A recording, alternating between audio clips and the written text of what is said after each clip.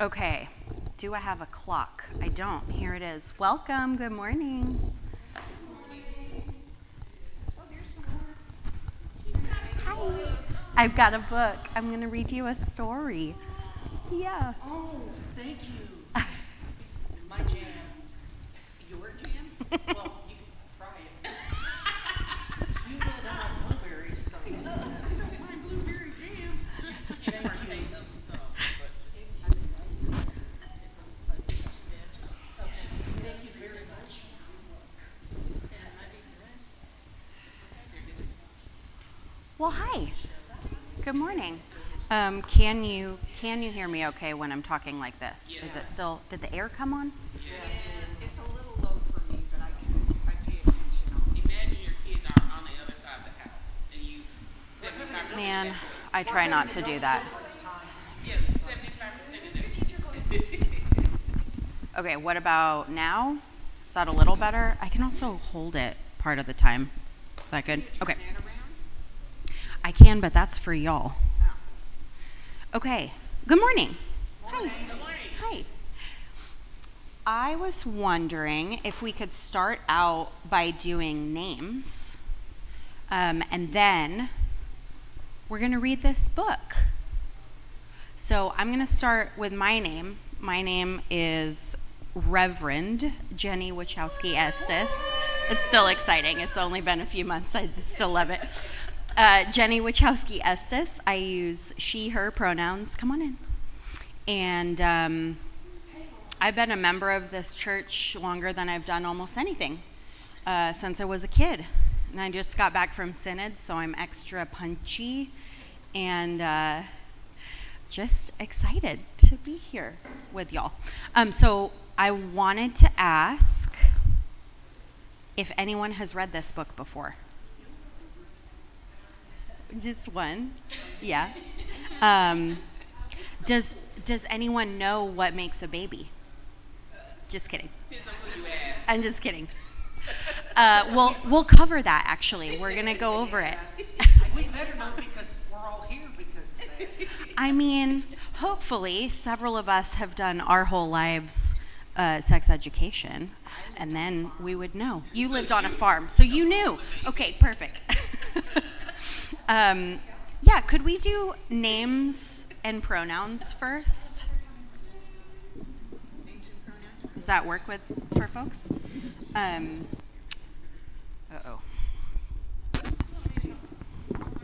Yeah, maybe. I was unscrewing it by accident. There we go. And this one is on. Okay. Tracy, would you like to go first? Just, yeah, name, pronoun. Tracy, she, her. Sally, she, her.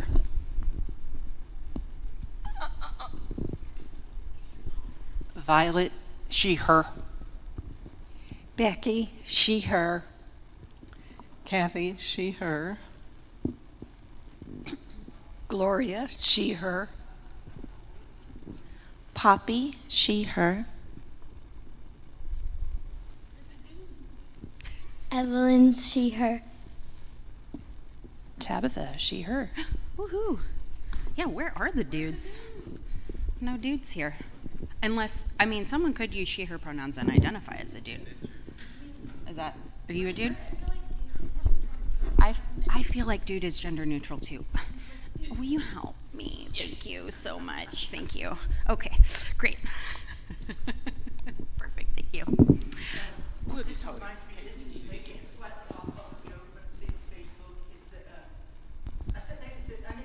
sat next to my great grandmother at family reunion, and she just started laughing. I said, "What's the deal?" She said, "Everybody's here because I got laid."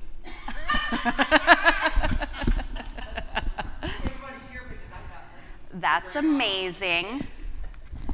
So, yes, I love that. For those online, that was a family reunion where the grandma says, "Everybody's here because I got laid." But we're going to talk about how what makes a baby is not necessarily someone getting laid. That's our topic for today, because this is a children's book and we're not going there. Yeah. So I decided to do children's books for my Sunday school in July and August, because as a chaplain, I sometimes use kids' books to talk about really big questions because they tend to answer them more beautifully and with more possibility than a lot of grown-up answers. And since I'm a mom of young kids, I'm always on the prowl for new kids' books anyway. And this one we got before my kids were born, because none of my children are here because of that thing that Violet said earlier today. So we're gonna talk about that. Come on. All right. Corinthia, come join us. Is everyone ready? You're not gonna miss it. You're right on time. Okay, here we go. Oh, here's the prompt. I want you all to hold a couple of things in your mind as we listen to this book. So one is, what does this book make you feel?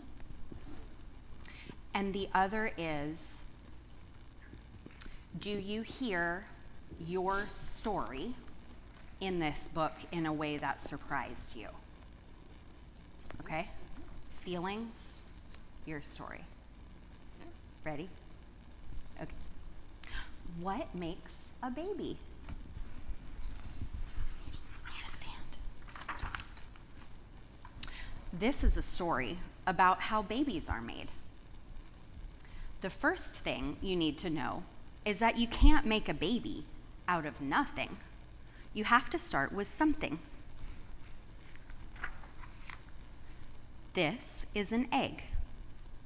Not all bodies have eggs in them. Some do, and some don't. Inside the egg are so many stories all about the body the egg came from. This is a sperm. Not all bodies have sperm in them. Some do, and some do not. Inside the sperm, just like inside the egg, there are so many stories about the body the sperm came from.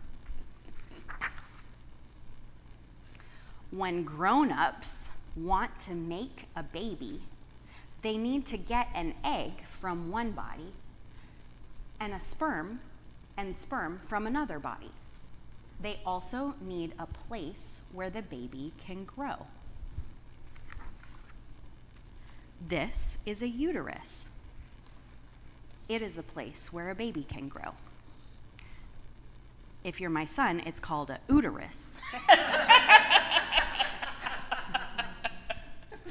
It's a big word, yeah. You might think that everyone has a uterus since it has the words you and us in it. But not everyone has a uterus. Just like eggs and like sperm, some bodies have a uterus and some bodies do not. Every body that has a uterus always has it in the same place, just below the belly button, in the squishy middle part. When an egg and a sperm meet, they swirl together in a special kind of dance. As they dance, they talk to each other. The egg tells the sperm all the stories it has to tell about the body it came from. And the sperm tells the egg all the stories it has to tell about the body it came from. When their dance is done, they are not two things anymore. They shared so much that they became one brand new thing. At first, it is just a tiny thing. Sometimes this tiny thing does not grow. And sometimes it grows into a baby, like you did. Who helped bring together the sperm and the egg that made you? Who was happy that it was you who grew? everything that grows grows differently. Each of us grow in our own way. How a baby grows depends on the stories that the egg and sperm share and on the uterus the baby is growing inside of. But before a baby can be born, it has to get bigger and bigger and bigger. This usually takes about 40 weeks. Sometimes the baby is ready to come out on its own. Sometimes a midwife or a doctor will be the one to say it is time for the baby to be born. No matter who decides, the baby does not just hop out by itself. That's the part, my story really resonates with that part. The baby doesn't just hop out by itself. Some babies are born by coming out through a part of the body that most people call the vagina. And other times, doctors will make a special opening below the belly button, take the baby out, and close up the hole. Whichever way the baby comes out, it is a pretty big deal for the baby. It is also a pretty big deal for the people who waited and waited and waited for the baby to be born. Sometimes it takes a long time. Sometimes it is quick. Sometimes it hurts a little. Sometimes it hurts a lot. But usually, everyone needs a lot of rest afterwards. Who was waiting for you to be born?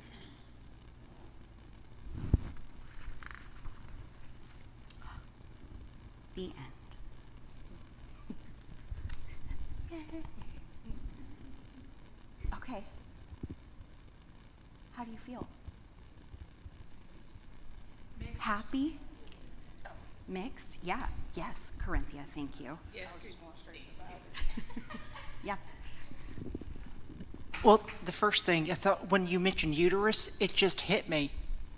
You and us. You know, for so many years, it's just you, and then you get pregnant, it's us. It just funny word. That is a funny And the other part that kind of hit harder, the asking them, how did people feel about you when you were coming? I was unexpected, and my birth father pressured my mother into trying to get an abortion, and she told him to go take a hike. Good for her. And it's like, yeah. Yeah. Yeah.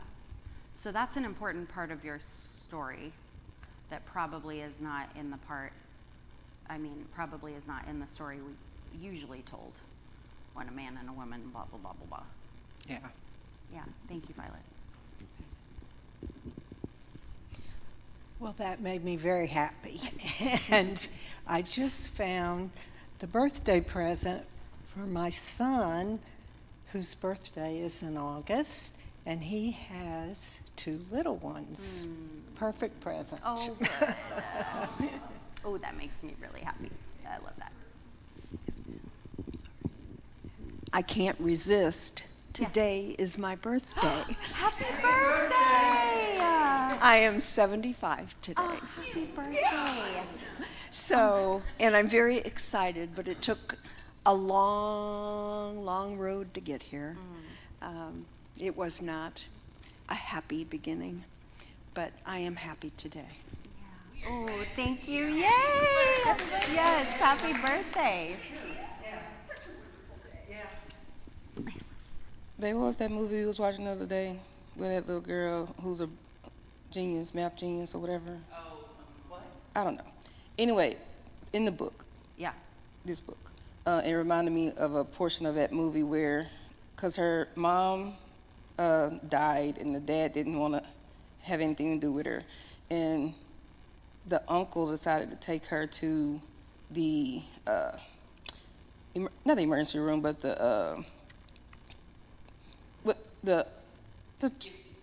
gifted, the children's ward or whatever, where kids are being born, Yeah. whatever. Yeah. And so they had to wait hours and hours. They did not know why they were there. And then finally, when the doctor came out to tell them, it's a boy, it's a girl. He did that to show her that this is how they reacted when she came. Oh. Yeah, and so she said, "Can we stay for another one?" So that let her know that she was wanted. You know what I mean? So I thought that part made me, that part in the book made me think of it. And also, the book makes me happy because it's very inclusive. It doesn't give one way of a man and a woman, blah, blah, blah, blah, blah. That malarkey. It's like when two people want to have a baby, they have to find an egg. They have to have an egg. They have to have, a sperm. You know what I mean? It doesn't tell you where that egg or where that sperm has to come from. There's no rules on how to make this work. So I like that it made it very inclusive. Yeah. Oh yeah. It's a kid's book, so they can only do so much.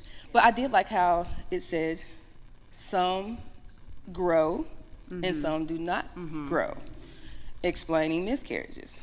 So I thought it's just a basic way to explain to kids how things work without making it overly complicated, because it can be. Yeah. Oh, yes, thank you. Yeah? What Corinthia just said about some grow and some do not grow. I came from a family where my sister and my brother were 11 and 10 years older than me. Mom had lost some children in between, and they had me, and then they lost one, and I almost lost my mom about a year after I was born. So you never know who's going to make it and who isn't, even right up to the birth. Yep. And when you get to the ages that we are, Gloria, you really look back on that and think, man, I was lucky to be the one that made it. And that makes me feel real kind of special in its own way. And Tracy just said I was special. You are and I know what she special. meant. You are special. Yes. Oh, thank you. Yes. So I'm trying to capture here this feelings category. Let me back up. What we're talking about today and on August 3rd, next Sunday school, is how the stories that we tell in society, really big society, right, mainstream society, how those stories give meaning to our lives in ways that maybe we don't like, things that maybe don't align with our values, and that one way that we can change how big society, makes meaning is by changing the stories that we tell, or the ways that we tell those stories, right? And so if this were the new story, right, what I'm trying to capture here is some of what I'm hearing you all say about what does that give you when you hear the story this way in terms of emotions, right? It could make you feel wanted, happy, special. What does that give to you? And who are we talking about that we hear in this story that we don't often hear in that mainstream big story, right? So I want to talk about what is the possibility that comes out of these new stories, right? Yeah, any other initial reflections? I like how the party or the stories from each egg. So basically, it's explaining DNA very well. I thought that was cute, you know. So bringing my stories and histories and bringing your stories and histories, and we bring them together, make a whole new story. I thought that was cool. Yes, I do too. So let's follow that thread in particular, I think, and think about a kid who is not biologically related to the the grown-ups that take care of them, right? Whether we're talking about a foster adoptive situation, or even like a surrogate situation, right? All kinds of kiddos have parents that they're not biologically related to. So let's kind of follow this thread, right? So what's one of the first things in here that is different? Let me ask that in a different way.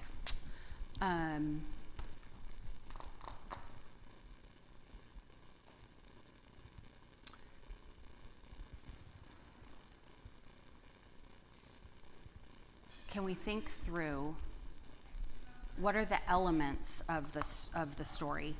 Like the egg has its own stories and the sperm has its own story. What are the elements that we can focus in on that would be particularly special for a kid who's not biologically related to their grown-ups? Yeah, that's fair. You'd have to read it again. Okay, should I help you cheat? Okay, great. So the stories are one part, right? Can I jump in real quick? Yeah. Maybe, I don't think I'm tracking where you're tracking, but Okay.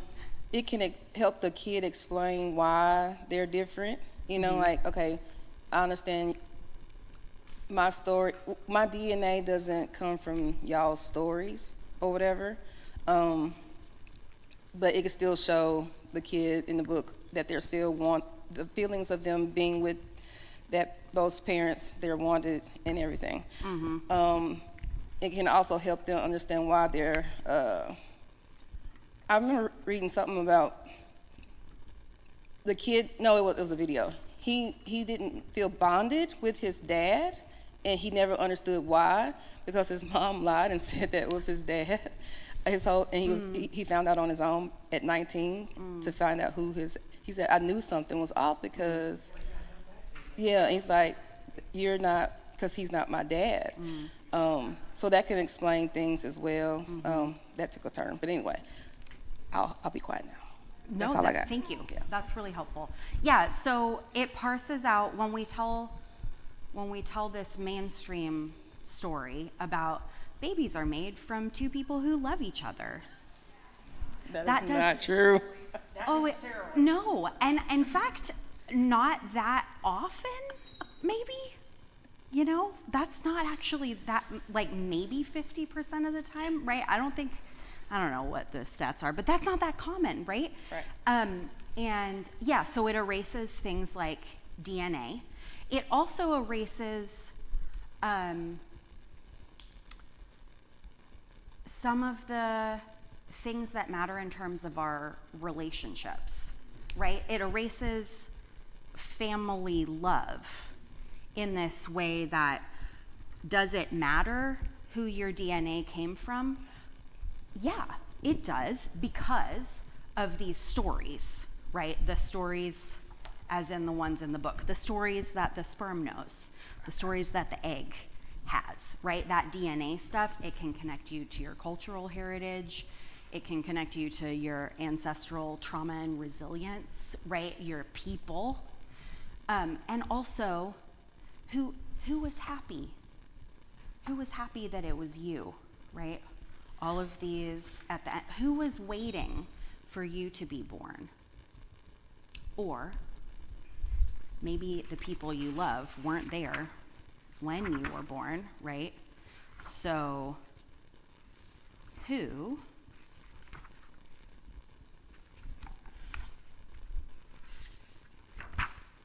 was happy that it was you who grew? Right? Those open really different family questions than we expect usually. So I want to share for my family, a book like this is really important because we did all kinds of science-y things to make my children happen, right? And in our house, DNA is not the thing that makes our family, right? there are different choices that my spouse and I made about DNA, right? Or about whose body, like I wanted to be pregnant, right? It's also way less expensive to go ahead and use the egg and the uterus that are already together. So we did that. Those are really important decisions that we made about making human beings, and we want our human beings to know those stories, right? So I want to point out from this like big old queer category, babies in those families, that a lot of times the what gets left out of the mainstream story is, no, we really chose to make you, right? In a way that when a man and a woman go to a bar, it's different, right? There are pieces of that are not true for all families.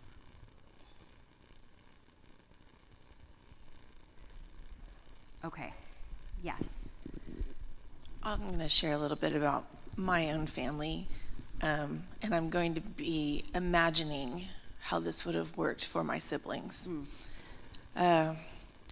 Long story short, my dad, we now know, was an unmedicated, undiagnosed bipolar man who engaged the entire lifetime from late teen to I don't know how late in his life, engaged in many sexual encounters because that was one of his unfortunately, behaviors that are attached with bipolar. Yeah. And, with the rise of Ancestry.com, it's been 4 years, but the 3 years, not this past summer, I gained a new sibling every May and June. So I have 3 new sisters. And another woman has come into play, but my half-sister of one of these half-sisters has said there's another, but we haven't reached out to her yet to say, hey, you're welcome into the clan if you want. But from their perspective, like I remember my one sister, Angie, saying, I grew up with my dad, but never felt that something was right. They were very with each other until his death. And it was totally by accident that she ended up doing a DNA test. Her daughter was going to do one. Oh, it's free, Mom. We get one free. So she does it. She's like, oh my God. Yeah. How this would have, I just imagine how these stories would have played in my sister's head and how overwhelmed they must be. Okay, that's what it triggered for me. Thank you. Yes, thank you for sharing that with us. Thank you. Yeah, because it's complicated, right? And as a society, I think a lot of times we think, well, kids just need like the bare minimum information and they'll be fine. We'll tell them when they're older, right? Tell them when they're older. So what, can you imagine yourself as a child and yourself in the realm of your own procreation or not, whatever that looks like for you, right? Both of those forms of you, little you, reproductive you. Yeah, so the you who is able or not to reproduce, like of reproductive age, making decisions about whether or not and how to reproduce, that you, right? And little kid you in your family of origin or with your grown-ups who took care of you. Can you imagine what those yous would have felt, how your life would have been different or not with this story? If you had had this story as a kid or as a potential reproducer, what would have been different?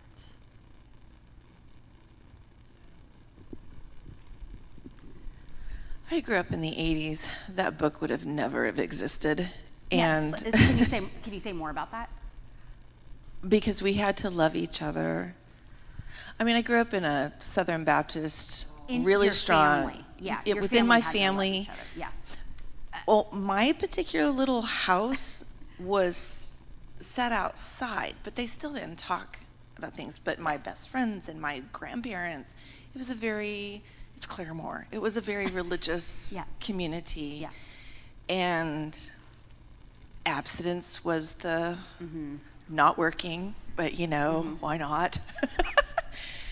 And there was just this pressure to, you have to have the love component, you have to have the marriage, To make a ma- new human. yes, you Yeah. had to have all of these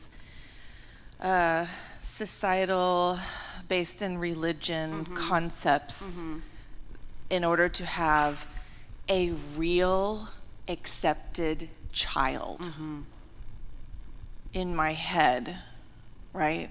And that didn't happen for me at all. I got engaged. I got pregnant 6 months into the engagement. He died 1 week later. And I was a single mom. And there was shame. So much shame. And people are looking at me and Yeah. they're like, "Hey, Poppy." And then they're pitying me in the back. I just knew they were. Yeah. I can't believe she's come to this. She was so bright.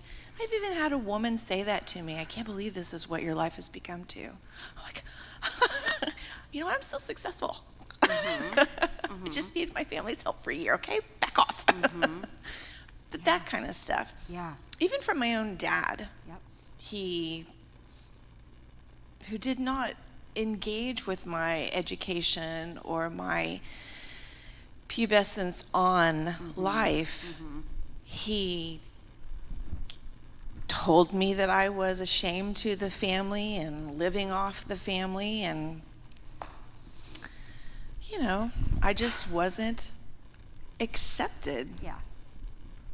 I'm so sorry that you were treated that way. I mean, it's not okay. I hear your healedness and like for the world. What? I'm so sorry. That's not it.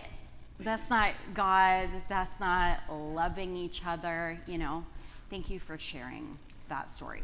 So I wrote down a couple things that are these are things that we get with the story that we're usually told, right? There is one acceptable way to make a baby. We get a lot of one legitimate baby.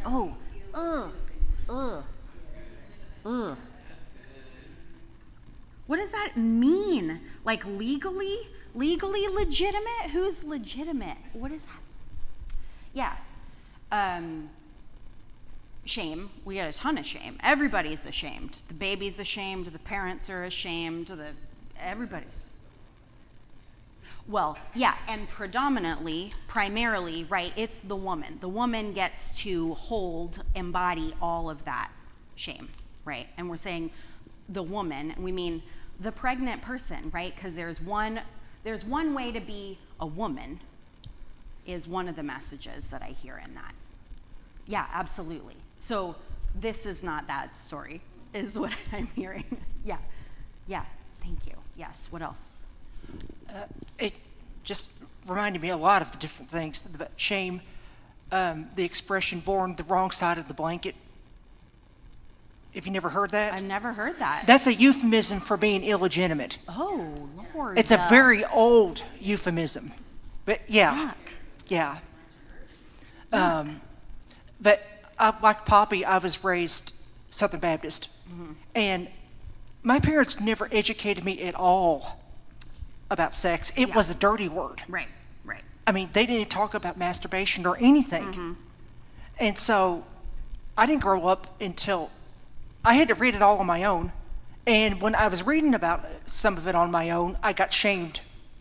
They said, oh, yeah, you're not supposed to be learning about that. And I remember a girl in my church, the last one, well, one of the Baptist churches attended in Georgia. My church preached, oh yeah, unconditional love, and et cetera, et cetera. And her boyfriend got pregnant. And I remember one Sunday they showed up, and literally nobody spoke to her. Some people looked at her and just literally turned their back. Yeah. And they never came back. Yeah. That's really hard. You are a person of faith. To watch your brothers and sisters Yes. in Christianity Yes. just shun you. Yes. So shunning, with my chaplain hat on, I'm going to say shunning is a spiritually abusive practice, right? That's incredibly traumatic to have that experience. Yeah, absolutely. Okay, we got so much harm to list here. I'm not quite done. It's okay. It's You okay. say you're not quite done? No, Keep not going, quite Violet. done. Keep going. Okay, and then we got it on the flip side. Yes. Certain evangelical groups that hold be fruitful and multiply, there's shame attached to deciding not to have kids. That's right. Or not being able to. Yeah. I mean, being trans and wanting surgeries, I had to make the conscious decision, do I want kids or not? Yeah. And for me, that was easy because I've never wanted, Yeah. other than my cats, I have no maternal instinct whatsoever. And so, but, there was a lot of things. I knew personally it would have been hard for me with the way I'm wired, the autism, all that, and also I didn't want to pass on some of the health issues. And I also didn't quite want to pass on, as it were, the shame that was attached to my circumstances itself, because I really didn't want any kids attached to that man.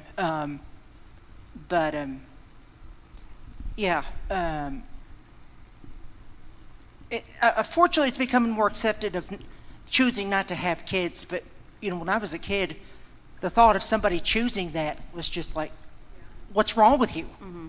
Right. Yeah, childless by choice is a whole activist movement, right? Because it's such a stigmatized choice. Yes. Okay, so I heard just the lack of information about sex at all. And I want to point out too, I'm going to put over here, conflation of sex and baby making, right? Because no, sometimes, right? One of the main things that we get with the mainstream story is how you make a baby is you have straight sex, right? So this story, one of the things that it does is separate those things, right? Sex is a thing, and some people make new humans by having sex. But making a new human is actually this whole different category of things that has a lot more in it than this one kind of sex, right? There's a whole thing happening when we tell the story this way. A lot of things get pulled apart, right? So I heard, Violet, in what you were saying, so the complete lack of information about sex and about making babies, right? The silence and the silencing, shame around not being able to have kids, right? And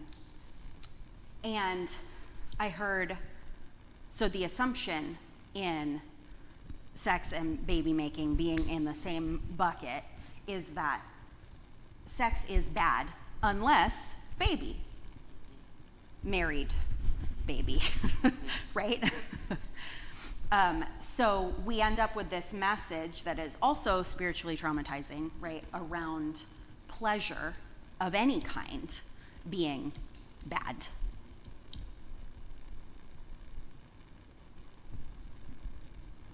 What else? One thing is, and I'm familiar with this book through my day job at the library, is this book is written by a sex educator, so it shows the value of expertise, which I know doesn't really exist because we're all experts on everything, but the value of expertise, also having information that's appropriate for the audience. And then I think by extension, this book in some places has been banned or attempted to be banned, but not in all places, which is interesting because in the book banning circles, they usually have a core group of the same books, no matter where you are. And so it's interesting that a book like this, which would seem to fall into one of those categories of books that should be banned everywhere, but it's not. So it's very interesting in that space that there are other comparable books about similar topics that are banned pretty much no matter where you are, but something like this is selectively banned, which is very interesting. But that expertise thing to me really resonates because we're not all experts at everything. That's right. But there is an expert in this field who wrote a book that is appropriate for an audience, but that's not always appreciated, I think, because we all can be experts in everything. So. Yeah, thank you. So I wonder, I didn't know that about this book being banned in some places and not in others. Our library system, we had it as an ebook. There's some places you can't even buy the physical copy. There are some some libraries that can't buy the physical book because it's not available, but they can buy the electronic book. So it's still available. But for some folks, that's more acceptable because if it's available electronically, you have to actually do something to find it, as opposed to if you walk into a library and it's on the shelf. Yeah. So. Yeah. Right. You can order it from Amazon, but as a library system, some public libraries, either they choose not to or they don't want to buy physical copy. Because again, if someone walks in on the shelf and picks it up, that's problematic. While it's an electronic book, you have to actually make a concerted effort to find it. You can. I am certain. I know that this is not at Fulton Street, but I'm almost certain that it would be at Magic City locally. Or this is my favorite hack that I don't know that everybody knows. You can order books from bookshop.org and pick your local store that you want your money to go towards. So Fulton Street, Magic City, other local bookshops are on bookshop.org. So if they don't have a physical copy, you can order on bookshop.org and give them your money. I'm trying not to do Amazon, which is really challenging because capitalism. Really hard. Yeah. Yes, thank you for that point about banned books. We do need to wrap up, but I wonder, I think, 15 minutes. oh, right, church is at 10:30. Okay, great, cool, I'll chill. So what that makes me think about is that this book is so expansive that one of the things it does is open the door for queer families to have conversations with their kids about how queer people made children, right? But it's not explicitly queer. There's nothing in here that's like, so then dudes could together have a baby, right? It's just not, gender is not actually in this book at all. Sex is not really in this book at all, right? There are some aspects of biological sex that are in here, but certainly sex, like the act, not in here. And there's nothing about how we present, how we identify, right? That's not in there. And so it is a book that queer folks love because it does explain some things for us, right? But it's also a book that is liberating for people who are fundamentalist Christians who are having trouble conceiving. And they're using, egg donors, they're using sperm banks, they're using fertility treatments. They are going outside of the bounds of doing the thing, right, to make a kid. So they need this book, right? There's room for them in here. And what was the other one? Oh, and I was thinking about foster families and adoptive families, right? Or even foster and adoptive families where there is a biological connection, but maybe the grown-ups who love the kid are not the parents of the kid, right? So I wonder if that has something to do with it. And that's part of what I love about this book, is that it's not, you get to make the meaning. It doesn't tell one story. It doesn't tell one story. That's right. There's a lot of room. Okay, so I ask this question, what would be different? What would have been different for you at different times in your life if this was the story you knew? And the answers we got were, what was it like to have this terrible story? Which I appreciate. That's really good. This is what we know, right? This is the world that we get, that we live in. What would be different? Yeah, go for it. I got you. Okay. Because you pushing that challenge of like what would be different if I had had that story told to me as a child. I was raised by a single father in rural Oklahoma in the late 80s, early 90s, which was like super uncommon. And so then when I would walk into school and I was like, oh, you don't have a homeroom mom, you have a homeroom dad? Where's your mom? That's a good question. I don't know. Yeah. And then it was like, ooh, that's embarrassing. Where is your mom? But from a perspective of this book specifically, the number of situations that I was in my childhood and up into some of my adulthood of you are so much like your mother, or you look exactly like your mother, you act like your mother. If you're not careful, you're gonna be fat like your mother. There was nothing ever positive about my mother, and there was nothing ever of you are also your father. It was only my mom was the negative because my mom left. My mom was overweight. My mom was, emotionally unavailable. Yeah. And so being told my entire life that I am not a part of my father. I am just exactly the carbon copy of my mother. But being able to see that, be no. Remember, there's the party, and there were parts of the egg in the party, and there were the parts of the sperm in the party. So both of them are me. And it's kind of interesting because as an adult, I may be a physical carbon copy of my mother, but when it comes to the type of human I am a physical carbon copy of my father. And it just knowing that there is part of the party that is me, that is my dad. Knowing that as a kid would have changed a lot of perspective. But also, when you were talking about the worth of a woman, that translated into my career too. I had a person tell me that I was a good teacher, but I wouldn't be a great teacher until I was a mom. Oh. And I was and this was coming off of my third miscarriage.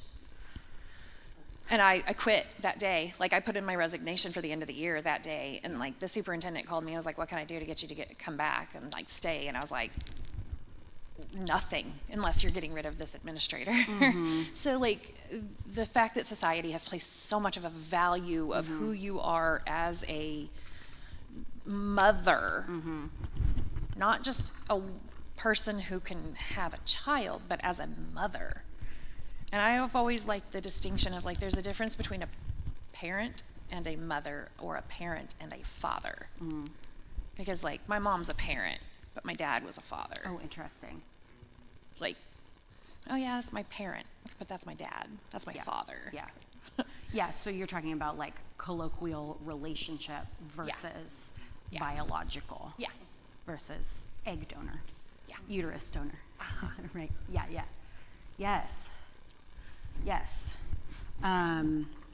Yes. And we do often refer to deadbeat dads as sperm donors, but we don't refer to deadbeat moms as egg donors. Because people think deadbeat moms aren't fake. Yeah. Right. We don't have deadbeat mamas, right? Right. Are we gonna continue this next week? I mean, so much. We're not going to continue this next week. We're not.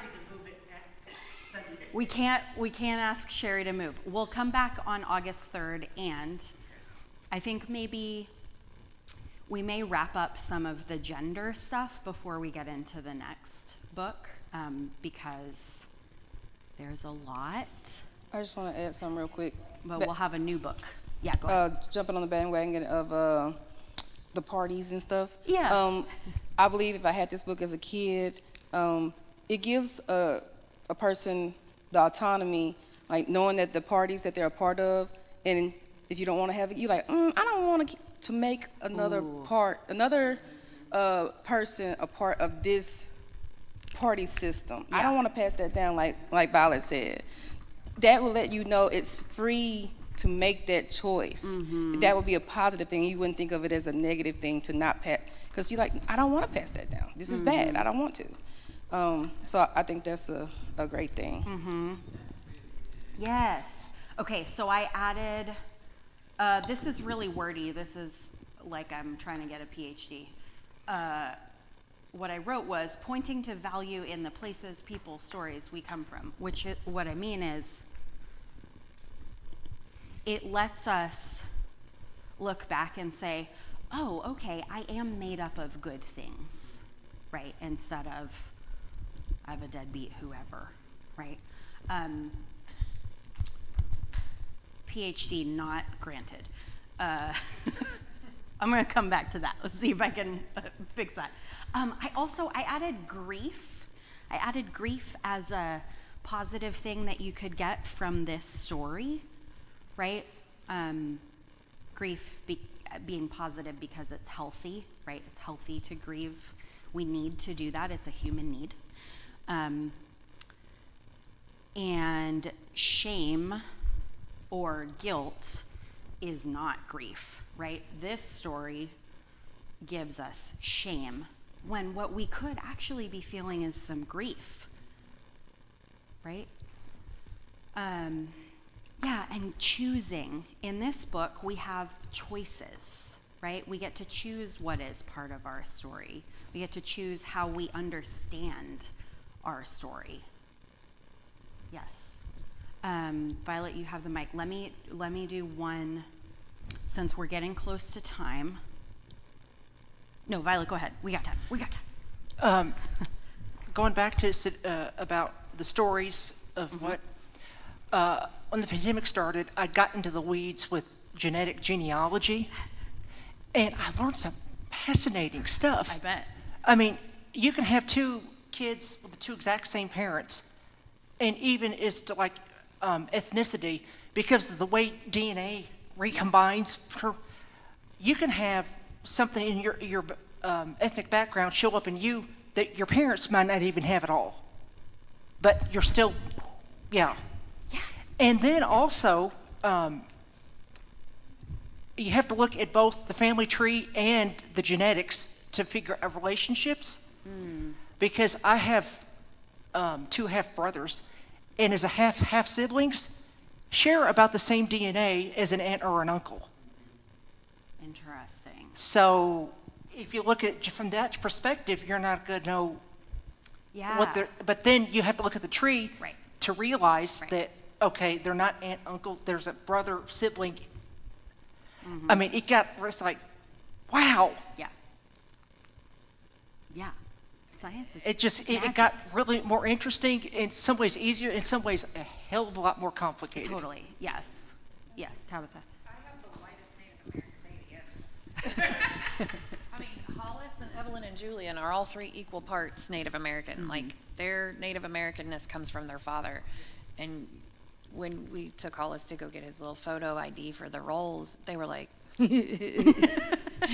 you sure?" Yes, I have the whitest Native American baby ever. Well, okay, this And it cracks me up. fascinating dovetail with where we're going next time. You put a pin in it, yeah. So, race and ethnicity, much like family, are socially constructed. There's some science there, right, in terms of whose genes go where and what's a sleepy gene and what's a coming out to party gene, right? But social construction, we'll talk about that in a couple of weeks. We're gonna, we're reading a book called God's Holy Darkness on August 3rd, and it's a good one. It's a good one. So I wanted to, as we wrap up,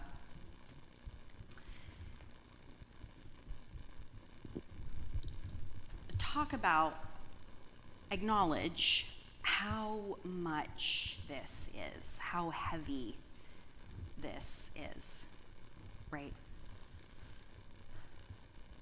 The story that we get about how a baby is made, how do we get all of these things out of that, right? Why would we do that to ourselves, right? This makes me feel a lot of very deep grief around the stories that we tell in our culture, right? And that is why I'm so excited about stories like this that are so broad that we're not sure if we're going to ban it or not, right? We're not sure just how dangerous it is because it is so based in love and expertise and big open questions, right? Yeah. So I just want to check in. All from here. All from a kid's book. Some good kids books. Yeah, I wanted to kind of check in before we go, and we have a few minutes. To say again, how are you? How are you feeling?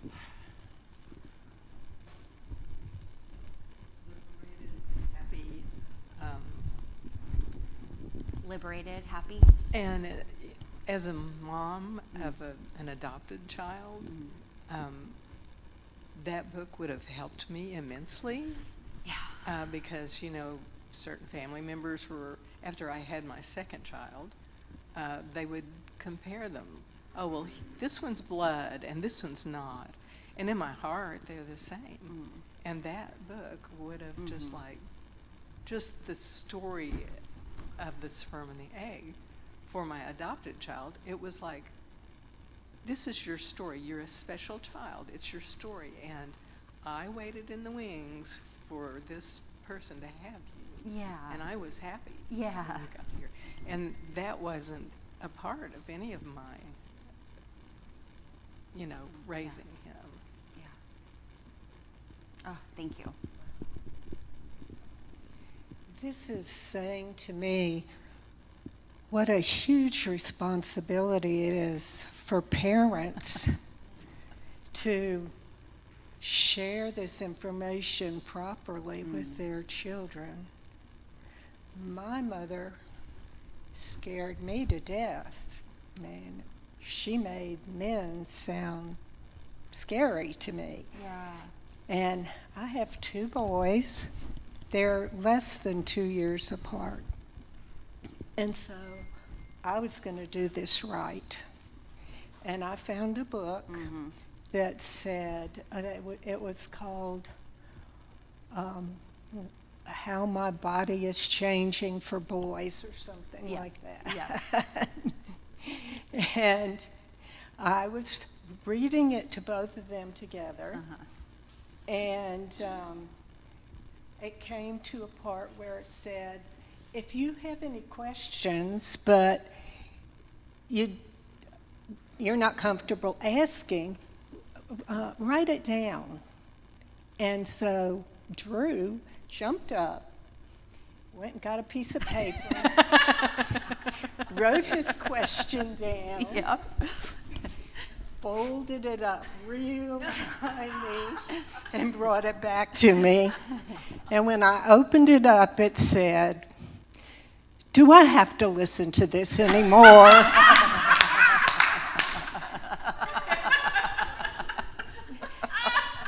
Obviously, he wasn't mature enough for the information. He was bored with it.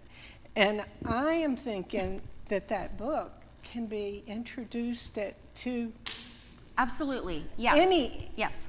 very young children, Yes. and they can grow up Yep. understanding all of that. Yep. Yeah, absolutely. Because this isn't a book about sex, right? And to be very clear, put all the kids and humans you love in our whole lives sex education. I really do believe in that. And that's not what this is about, right? This is about how a new human being is made, which is a different question. It allows them to ask questions when they're ready When to they're ready. ask them. Yeah. And that's why books rock. Yes. Yeah. In conclusion, thank you, God, for books. Okay. All right. Thanks, y'all.